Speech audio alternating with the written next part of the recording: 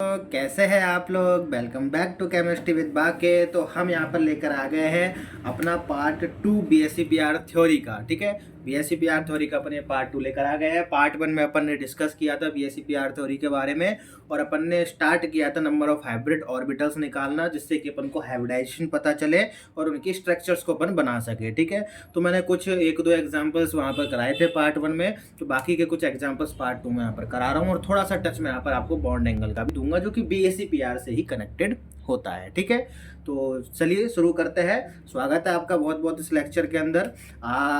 Like कीजिए, subscribe कीजिए। शुरू होने से वीडियो को सबसे पहले लाइक कर दीजिए, सब्सक्राइब कीजिए, ज़्यादा से ज़्यादा शेयर कर दीजिए, ज़्यादा से ज़्यादा लोग बाग इसको देख पाए। ठीक है, मैं आशा करता हूँ मेरी आवाज़ आपको क्लियर आ रही होगी, वीडियो एकदम क्लियर दिख रही होगी। तो ऐसा मानते हो अपन इस लेक्चर को आगे की तरफ बढ़ाते हैं। ठीक है, तो अपन यहाँ पर नेक्स्ट एग्जाम्पल ले रहे हैं। फिर से यहाँ पर समझा देता हूँ, यहाँ पर क्या ले रहे हैं अपन, नेक्स्ट एग्जांपल ले रहे हैं। ठीक है, NCl3। NCl3 में अगर हम बात करें तो नंबर ऑफ हाइब्रिड ऑर्बिटल अगर अपन को निकालना है तो नंबर ऑफ हाइब्रिड ऑर्बिटल कैसे निकालेंगे NCl3 में। NCl3 में क्या कैसे निकालते हैं नंबर ऑफ हाइब्रिड ऑर्बिटल, अपन देखते हैं सबसे पहले वैलेंस इलेक्ट्रॉन्स, फिर अपन देखते हैं नंबर ऑफ मोनोवैलेंट एटम्स, फिर अपन जो भी नेगेटिव चार्ज आ रहा है वो, और जो पॉजिटिव चार्ज पूरे पूरे कंपाउंड्स के ऊपर आ रहा है वो काउंट करते हैं। ठीक है, तो लेट्स सी। ठीक है, NCl3 हम बात करें तो एन के नाइट्रोजन है, नाइट्रोजन में बैलेंस इलेक्ट्रॉन कितने होते हैं 5, तो बैलेंस इलेक्ट्रॉन कितने होते हैं 5। अब मोनोवैलेंट एटम्स है क्या कि सर है, Cl मोनोवैलेंट है। Cl मोनोवैलेंट क्यों है कि साहब Cl मोनोवैलेंट इसलिए है क्योंकि Cl एक हाथ से जुड़ता है, एक हाथ मिलाता है, सिंगल बॉन्ड से जुड़ता है। ये बताया मैंने, डबल दोनों हाथ मिलाता है तो दोनों हाथ मिलाता है मतलब डबल बॉन्ड से जुड़ता है तो वो पॉलीवैलेंट है। से एक हाथ मिलाता है या सिंगल बॉन्ड से जुड़ता है तो उसका मतलब क्या है, वो मोनोवैलेंट है। ठीक है, समझ में आया। तो मोनोवैलेंट अपन को मिल गए, कितने मिल गए यहाँ पर Cl3 तीन है, तो यहाँ पर क्या लिख देंगे 3।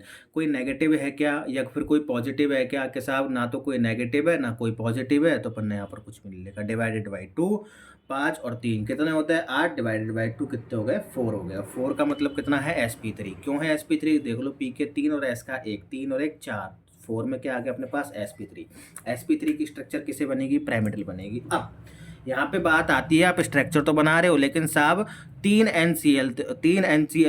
कितने हैं क्लोरीन है, तो नाइट्रोजन से 3 क्लोरीन तो आपके जुड़ गए, लेकिन कोई लोन पेयर भी है क्या, आपने लोन पेयर लगा रखा है कि साहब आपको पता कैसे चला यहाँ पे लोन पेयर है, ये बात होती है। तो मैंने आपको उंगलियों पे गिनना बताया था बेटा, क्या बताया था, उंगलियों पे गिनना बताया था। कैसे बताया था कि साहब बैलेंस इलेक्ट्रॉन कितने हैं 5 है, तो 1 2 3 4 5, ये 5 क्या है अपने पास यहाँ पर बैलेंस इलेक्ट्रॉन है। यहाँ पर दर्शा 5 अपने पास क्या बैलेंस इलेक्ट्रॉन है। कितने मोनोवैलेंट जुड़ रहे हैं, क्लोरीन कितने जुड़ रहे हैं 3, सिंगल हाथ से जुड़ेंगे 3 तो 1 2 और 3 क्लोरीन जुड़ गए, बाकी बचे कितने 5 में से 3 जुड़ गए तो 2, तो एक अनपेयर्ड इलेक्ट्रॉन और एक अनपेयर्ड, तो ये क्या हो गया पूरा लोन पेयर। तो लोन पेयर क्या हो जाएगा, ये पूरे में क्या आ जाएगा लोन पेयर। लोन पेयर 2 में आता है तो 1 और 2, तो ये पूरा क्या हो जाएगा लोन पेयर। पेयर होता है ना, तो ये लोन पेयर आ गया। तो एक कितना है लोन पेयर है किसमें, NCl3 में एक लोन पेयर है, तो यहाँ पर एक लोन पेयर लगा दिया। ये स्ट्रक्चर कैसी बन गई आपकी पिरामिडल। समझ में आई बात। नेक्स्ट एग्जाम्पल की हम बात करते हैं I3। देखो I3 ये सिंगल एटम है, ठीक है, इसमें थोड़ा सा कन्फ्यूजन होता है। तो I3 को अपन कैसे तोड़ के लिखे, I3 है तो इसमें सेंट्रल एटम कौन सा है सर के I ही है, इसको तोड़ो I2 ये I3 हो गया, I2 और I3 हो गया। तो इसमें I3 को जब तोड़ेंगे तो I2 माइनस, ऐसे I3 माइनस को तोड़ेंगे तो I2 माइनस, ही हो गए 3 ही, लेकिन एक सेंट्रल एटम दिख नहीं रहा था लेकिन उसको अपन ने बाहर निकाल लिया है। ठीक है, आयोडाइन के पास बैलेंस इलेक्ट्रॉन की बात करें तो कितने होते हैं 7 होते हैं। क्या कोई मोनोवैलेंट है क्या कि साहब है मोनोवैलेंट, कौन है I2 है, तो 2 I यहाँ पर कितने लिख दिए मैंने 2 लिख दिए।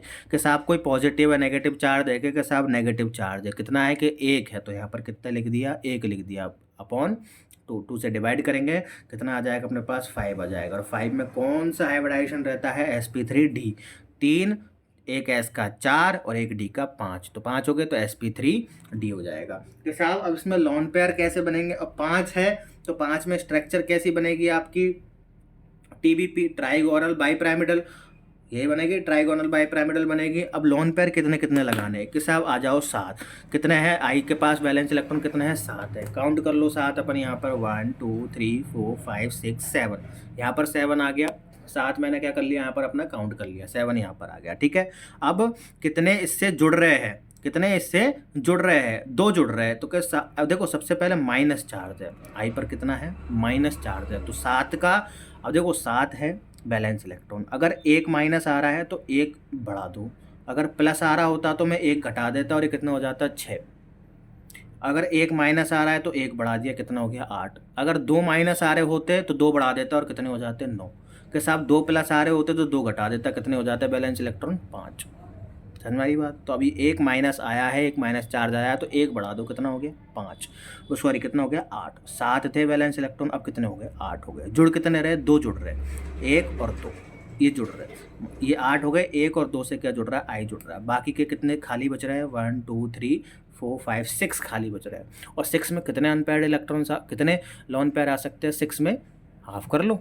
1 में 2 में 1 आता है, तो 6 में कितने आएंगे 3। तो 3 इलेक्ट्रॉन्स पे, तो 3 यहाँ पर क्या आ गए आपके लोन पेयर आ गए। तो स्ट्रक्चर कैसी बन गई है, एक्चुअल में लीनियर स्ट्रक्चर का फॉर्मेशन हो गया। किसका फॉर्मेशन हुआ, लीनियर स्ट्रक्चर का। बात आई समझ में। नेक्स्ट एग्जांपल देखते हैं अपन, ठीक है।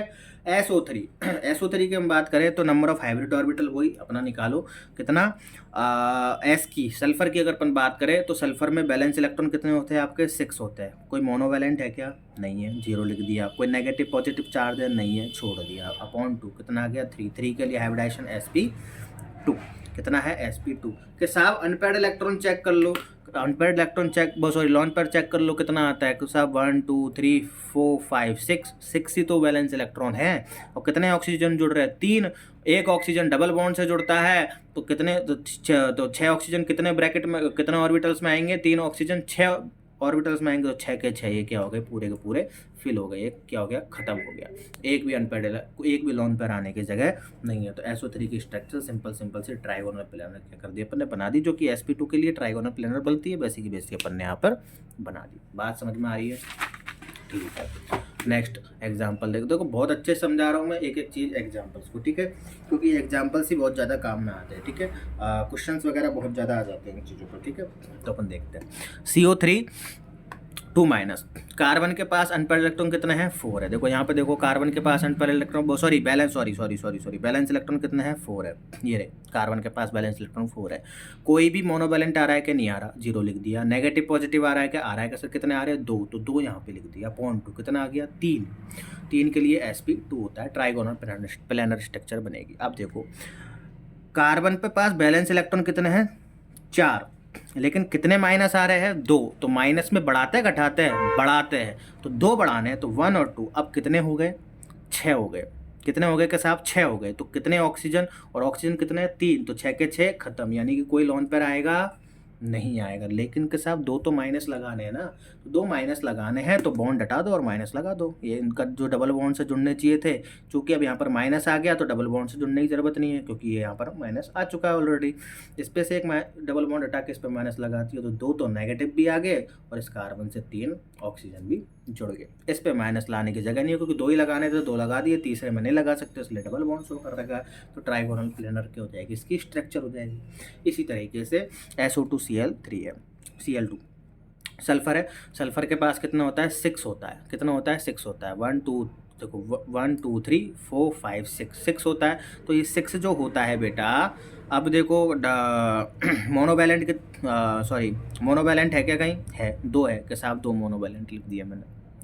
कोई नेगेटिव पॉजिटिव है क्या, नहीं है, तो बटे 2 कितना आ जाएगा 4 आ जाएगा। 6 और 2 8 बटे 2 कितना आ जाएगा 4। 4 के लिए sp3 होता है, टेट्राहेड्रल होता है। कितने लोन पेयर के साथ संभाल लो कि 6 है, कोई नेगेटिव पॉजिटिव है नहीं है। कितने ऑक्सीजन जुड़ रहे हैं 2, तो 2 ऑक्सीजन कितने घेर लेंगे 4, तो 1 2 3 4, 4 तो ये घेर लिए, बाकी कितने ब्रैकेट बचे 2, 2 में कितना कौन आ जाएगा Cl आ जाएगा। एक Cl यहाँ, एक Cl यहाँ, कुछ बचा लोन पेयर के लिए नहीं बचा, तो टेट्राहेड्रल स्ट्रक्चर को बना दो। समझ में आ रही बात। ऐसे ही SF4 है बेटा अपना। नंबर ऑफ हाइब्रिड ऑर्बिटल्स कितने होते हैं SF4 में, देखो वही सल्फर के वैलेंस इलेक्ट्रॉन कितने हैं 6 और मोनोवैलेंट कितने हैं 4 है। अपॉन 2 नेगेटिव पॉजिटिव है ही नहीं, तो अपॉन 2 कितना आ गया 5। 5 के लिए sp3 d हो गया। क्या हो गया sp3 d हो गया। अब कैसा है इसमें लोन पेयर चेक कर लो। sp3d5 के लिए क्या बनती है, TBP बनती है, ट्राइगोनल बाईपिरामिडल बनती है, ठीक है। तो TBP बनती है, तो इसको बनाएंगे कैसे बनाएंगे, SF4 देखो अनपेयर्ड बैलेंस इलेक्ट्रॉन 6, कितने बढ़ गए 4, बचे कितने 2, इन 2 में कुछ आने के लिए कुछ बचा है, कुछ भी नहीं है कैसा। तो यहाँ कौन आएगा, लोन पेयर आएंगे इनमें। तो एक लोन पेयर आ गया, एक लोन पेयर यहाँ लगा दिया। तो इस स्ट्रक्चर को देखो बेटा, कोई दिख रही है सीशो जैसी स्ट्रक्चर, ये यहाँ पे इधर नीचे इधर ऊपर ये सीसो स्ट्रक्चर दिखती है, तो इसलिए यहाँ पर क्या बन गया सीसो बन, ठीक है। तो ये है एक्चुअल में आपकी BSEPR थ्योरी। थोड़ा सा टच मैं आपको यहाँ पर बॉन्ड एंगल का दूंगा, क्योंकि वीडियो थोड़ी सी लंबी जानी स्टार्ट हो गई है, ठीक है। तो बॉन्ड एंगल क्या होता है, 2 पॉइंट अपन बॉन्ड एंगल के समझेंगे। एक तो अपन टर्मिनल एटम के बेस पर समझेंगे, EN ऑफ टर्मिनल एटम, यानी कि टर्मिनल एटम की कितनी इलेक्ट्रॉन नेगेटिविटी होती है, उसके आधार पर बॉन्ड एंगल क्या होता है। और एक अपन सेंट्रल एटम के साइज के बेस पर समझेंगे कि सेंट्रल एटम का साइज कितना होता है, जिसके आधार पर अपन बॉन्ड एंगल कैसे निकालते हैं। तो 2 एग्जाम्पल है यहाँ पर, OCl2 और आपका OF2, ठीक है। OF2 की अगर अपन बात करें तो मैंने यहाँ पर ऐसे स्ट्रक्चर बना रखी है, OCl2 ये भी, ठीक है। अब इनमें कौन से में सबसे ज़्यादा बॉन्ड एंगल होगा, सिंपल सी बात है, EN, जिनकी टर्मिनल एटम की EN सबसे ज़्यादा क्या होगी, कम होगी, क्योंकि ये अगर घटेगा तो ये वाला बढ़ेगा, और ये वाला बढ़ेगा तो ये वाला घटेगा। तो EN क्या होनी चाहिए, तो बॉन्ड एंगल ज़्यादा होने के लिए EN घटनी चाहिए टर्मिनल एटम की। तो टर्मिनल एटम में F और Cl है, तो F और Cl इन दोनों में EN किसकी ज़्यादा है, ऑब्वियसली Cl की ज़्यादा है, तो सॉरी ऑब्वियसली F की ज़्यादा है। तो F की अगर ये अगर ज़्यादा है तो बॉन्ड एंगल क्या हो गया, कम, और Cl की अगर EN कम है तो बॉन्ड एंगल क्या हो गया, ज़्यादा। तो इसलिए OCl3 का बॉन्ड एंगल ज़्यादा होता है। अनोदर रीज़न, ये तो हो गया आपका फॉर्मूला बेस्ड। अनोदर रीज़न क्या होता है कि साहब ये ऑक्सीजन है और ये फ्लोरीन है। ऑक्सीजन और फ्लोरीन में अगर देखूँ मैं, तो फ्लोरीन की क्या होती है, EN ज़्यादा होती है, तो अपने सारे इलेक्ट्रॉन्स क्या कर लेता है, अपनी तरफ खींच लेता है। अब सारे इलेक्ट्रॉन जैसे ही अपनी तरफ खींच लेगा तो इसके ऊपर इलेक्ट्रॉन डेंसिटी क्या हो जाएगी, बढ़ जाएगी, और इलेक्ट्रॉन डेंसिटी बढ़ जाएगी तो बॉन्ड एंगल क्या हो जाएगा, बढ़ जाएगा। अब जैसे ही बेटा ये वाला, तो इलेक्ट्रॉन डेंसिटी ज़्यादा हो जाएगी। अब इलेक्ट्रॉन डेंसिटी ज़्यादा हो जाएगी तो यहाँ पर इलेक्ट्रॉन्स का क्या हो जाएगा, घेराव हो जाएगा। तो इन दोनों के बीच में रिपल्सन क्या होने लग जाएगा, कम होने लग जाएगा। क्या होने लग जाएगा, कम होने लग जाएगा, ठीक है। तो इसमें रिपल्सन कम हो रहा है। इसमें देखो ऑक्सीजन और Cl में EN किसकी ज़्यादा है, ऑक्सीजन की ज़्यादा है। तो ऑक्सीजन अपने सारे इलेक्ट्रॉन्स को खींच लेगा, और ऑक्सीजन जैसे ही अपने सारे इलेक्ट्रॉन्स को खींच लेगा तो यहाँ पर इन दोनों के बीच में क्या हो जाएगा, तो ऑक्सीजन के अराउंड क्या हो जाएगी, आपकी इलेक्ट्रॉन डेंसिटी बढ़ जाएगी, जिससे यहाँ पर इन दोनों के बीच में रिपल्सन क्या होगा, ज़्यादा होगा। जितना ज़्यादा इन दोनों के बीच में ऐसे रिपल्सन होगा तो इनका बॉन्ड एंगल क्या होता जाएगा, बढ़ता जाएगा। इसलिए इनका बॉन्ड एंगल 110 डिग्री ज़्यादा होता है, और इनमें रिपल्सन कम होता है तो इनका 102 डिग्री होता है, ठीक है। समझ में आई बात। तो बॉन्ड एंगल Cl2 का OCl2 का ज़्यादा है कंपेयर टू OF2। यहाँ पर मैंने हिंदी में थियोरेटिकली मैंने यहाँ पर लिखा हुआ है कि F2O के जो फ्लोरीन की EN है वो ऑक्सीजन से ज़्यादा होती है, जिसके कारण OF बॉन्ड के इलेक्ट्रॉन में F एटम की ओर शिफ्ट हो जाते हैं, जिससे बॉन्ड पेयर इलेक्ट्रॉन के बीच रिपल्सन क्या हो जाता है, डिक्रीज हो जाता है। इसकी बात हो रही है। जबकि Cl2O में ऑक्सीजन की EN अधिक होने के कारण OCl बॉन्ड के इलेक्ट्रॉन ऑक्सीजन एटम की ओर क्या हो जाते हैं, शिफ्ट करते हैं, जिसके कारण इन बॉन्ड पर इलेक्ट्रॉन के बीच रिपल्सन तुलनात्मक रूप से क्या हो जाता है, ज़्यादा हो जाता है, और Cl2O का बॉन्ड एंगल OF2 की तुलना में क्या हो जाता है, अधिक पाया जाता है। जो चीज़ मैंने बोली है इनके लिए वही चीज़ यहाँ पर मैंने लिखी हुई है, ठीक है। नेक्स्ट में अगर अपन देखते हैं तो एक अनदर रीजन मैं आपको बता देता हूँ बॉन्ड एंगल का एक और पॉइंट के साइज, सेंट्रल एटम के साइज पर डिपेंड करता है। जितना ज़्यादा सेंट्रल एटम का क्या होगा, साइज होगा, उतना ही कम बॉन्ड एंगल होगा। जितना छोटा साइज होगा उतना ही ज़्यादा क्या होगा, आपका सेंट्रल एटम का बॉन्ड एंगल ज़्यादा होगा। तो ऑक्सीजन और सल्फर, सिंपल सी बात है, साइज सबसे कम किसका है, ऑक्सीजन का। तो जितना कम साइज उतना ज़्यादा बॉन्ड एंगल ज़्यादा। तो H2O का क्या हो जाएगा, बॉन्ड एंगल ज़्यादा हो जाएगा कंपेयर टू H2S। कैसे हो रहा है वो चीज़ देखिए, ठीक है। देखो ऑक्सीजन का साइज क्या है, कम है। देखो सेंट्रल एटम के आकार में जैसे जैसे वृद्धि होती है, बॉन्ड पेयर इलेक्ट्रॉन के बीच रिपल्सन क्या हो जाता है, डिक्रीज हो जाता है। रिपल्सन कैसे हो जाता है, डिक्रीज हो जाता है, क्योंकि इनके साइज में जैसे जैसे क्या हो जाती है, वृद्धि हो जाती रहती है, तो उनके बीच के बॉन्ड, इन दोनों के बीच में जो होता है वो रिपल्सन क्या हो जाता है, कम होने लग जाता है। अब जैसे ही साइज, क्योंकि बड़े साइज में सेंट्रल एटम के चारों ओर बॉन्ड पेयर इलेक्ट्रॉन के लिए अधिक स्पेस क्या हो जाता है, जिससे बॉन्ड एंगल के मान में क्या आ जाती है, कमी हो जाती है। क्यों, क्योंकि जैसे ही साइज बढ़ जाएगा तो उनके बीच में क्या हो जाएगा, इनकी स्पेस क्या हो जाएगा, बहुत ज़्यादा बढ़ जाएगा, जिसकी वजह से बॉन्ड एंगल क्या हो रहा है, कम हो रहा है। क्यों, क्योंकि साइज एटम्स का क्या हो जाएगा, बढ़ जाएगा। और जितना कम साइज रहेगा जितना कम साइज रहेगा उतना ही ज़्यादा क्या हो जाएगा, इनका बॉन्ड एंगल हो जाएगा। क्यों हो जाएगा? क्योंकि जितना ज़्यादा कम साइज रहेगा इन दोनों के बीच में रिपल्सन उतना ही ज़्यादा होगा, और रिपल्सन जितना ज़्यादा होगा ये इतना दूर भागेंगे, और जितने दूर भागेंगे उतना ही ज़्यादा इनका बॉन्ड एंगल हो जाएगा। इसके कंपेयर में देखो ज़्यादा है। समझ में आई बात? ठीक है, यहाँ तक कंप्लीट है। तो ये अपना यहाँ कंप्लीट हो गया। थोड़ा सा लिमिटेशन से कुछ 3-4 लिमिटेशंस होती है BSEPR की, कि BSEPR क्या चीज़ को शो नहीं कर पाई, क्या चीज़ नहीं बता पाई। तो देखो, जैसे कि आयनिक कंपाउंड और उनसे ज़्यादा अधिक पोलर कंपाउंड की जियोमेट्री का निर्धारण BSEPR ने नहीं किया है। आयनिक कंपाउंड्स का और पोलर कंपाउंड्स की जियोमेट्री का अभी तक कोई डिटर्मिनेशन BSEPR की तरफ से नहीं आया है, उन्होंने नहीं कर पाया। ठीक है, दूसरा बात क्या है यहाँ पर, कि कॉन्जुगेशन का एक्सटेंट ज़्यादा होने पर भी मॉलिक्यूल की जियोमेट्री का सही निर्धारण अभी तक BSEPR नहीं कर पाया, ये भी इसकी एक लिमिटेशन है। ठीक है, और बहुत सारे ट्रांजिशन मेटल कॉम्प्लेक्स की जो जियोमेट्री होती है उनका निर्धारण इस थ्योरी के आधार पर भी नहीं किया जा सका है अभी तक। तो ये सारी लिमिटेशंस है आपकी क्या, जियोमेट्री किसकी, ये सारी लिमिटेशंस है आपकी किसकी बेटा, BSEPR थ्योरी की। तो ये हमारी आज BSEPR पार्ट 2 के अंदर आपने की समाप्त हो चुकी है।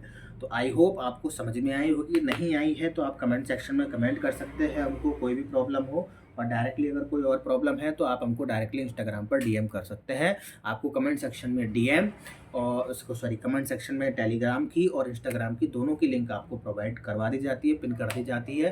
करंट वीडियो में अगर आपको लिंक नहीं मिले तो हमारी जो थोड़ी सी प्रीवियस वीडियोस है उनमें जाकर के आप चेक कर सकते हैं, वहाँ पर आपको लिंक अवेलेबल हो जाएगी। ठीक है, और आपको ये जितने भी नोट्स, जितनी भी वीडियोस बन रही है, अगर इनके आपको नोट्स की रिक्वायरमेंट है, आपको यहाँ से अगर स्क्रीनशॉट लेने में दिक्कतें आ रही है तो आप वहाँ जाकर के टेलीग्राम चैनल पर सारे नोट्स, इन जो भी अपनी क्लासेस यूट्यूब पर होती है उन सारे नोट्सों को वहाँ पर अवेलेबल करवा दिया जाता है। ठीक है, तो आप वहाँ से इनको प्राप्त कर सकते हैं। ठीक है, तो आज के लिए इतना ही, मिलते हैं अगली वीडियो में। तब तक के लिए हंसते रहिए, मस्त रहिए। चैनल को लाइक कीजिए, सब्सक्राइब कीजिए, ज़्यादा से ज़्यादा शेयर कीजिए। Thank you for watching.